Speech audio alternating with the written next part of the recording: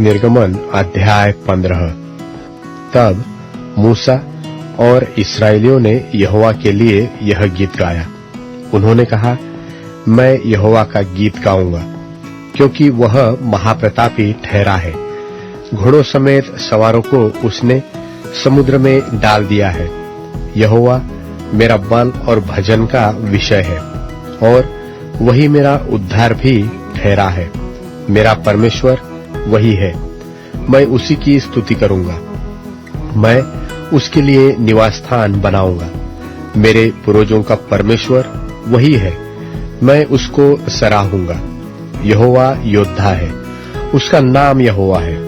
फिरौन के रथों और सेना को उसने समुद्र में डाल दिया, और उसके उत्तम से उत्तम रथी लाल समुद्र में डूब गए।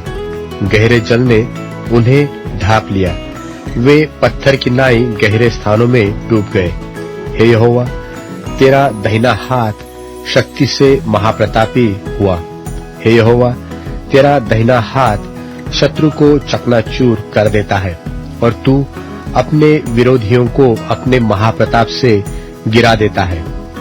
तू अपना कोप भड़काता, और वे भूसे की नाई भस्म हो जाते हैं, और तेरे नथनों की सांस से जल एकत्र हो गया। धाराएं ढेर की नाई थम गई, समुद्र के मध्य में गहरा जल जम गया। शत्रु ने कहा था, मैं पीछा करूंगा, मैं जा पकड़ूंगा, मैं लूट के माल को बांट लूंगा। उनसे मेरा जी भर जाएगा। मैं अपनी तलवार खींचते ही अपने हाथ से उनको नाश कर डालूंगा।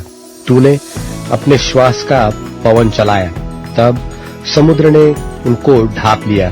वे महाजल राशि से शीशे की नाई डूब गए। हे यहोवा, देवताओं से तेरे तुल्य कौन है?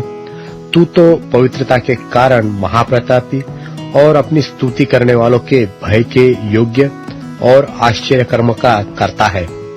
तूने अपना दाहिना हाथ बढ़ाया, और पृथ्वी ने उनको निगल लिया।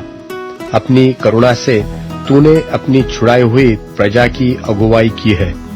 अपने बल से तू उसे अपने पवित्र निवास स्थान को ले चला है। देश देश के लोग सुनकर कांप उठेंगे, पलिश्तियों के प्राणों के लाले पड़ जाएंगे। एदोम के अधिपति व्याकुल होंगे, मोआब के पहलवान थरथरा उठेंगे। सब कनान निवासियों के मन पिघल जाएंगे, उनमें डर और घबराहट समा जाएगा। तेरी बाह के प्रताप से वे पत्थर की नाई अबोल होंगे। जब तक, हे यहोवा, तेरी प्रजा के लोग निकल न जाए, जब तक तेरी प्रजा के लोग जिनको तूने मोल लिया है पार न निकल जाए, तू उन्हें पहुंचाकर अपने निज भाग वाले पहाड़ पर बसाएगा। यह वही स्थान है, हे यहोवा, जिसे तूने अपने निवास के लिए बनाया, और वही पवित्र स्थान है जिसे, हे प्रभु, तूने आप ही स्थिर किया है। यहोवा सदा सर्वदा राज्य करता रहेगा। यह गीत गाने का कारण यह है कि फिरौन के घोड़े रथों और सवारों समेत समुद्र के बीच में चले गए, और यहोवा उनके ऊपर समुद्र का जल लौटा ले आया।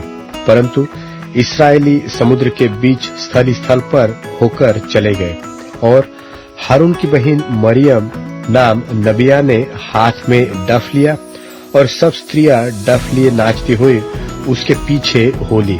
और मरियम उनके साथ साथ यह टेक गाती गई कि यहोवा का गीत गाओ, क्योंकि वह महाप्रतापी ठहरा है। घोड़ों समेत सवारों को उसने समुद्र में डाल दिया है। तब मूसा इस्राएलियों को लाल समुद्र से आगे ले गया, और वे शूर नाम जंगल में आ गए, और जंगल में जाते हुए 3 दिन तक पानी का सोता न मिला।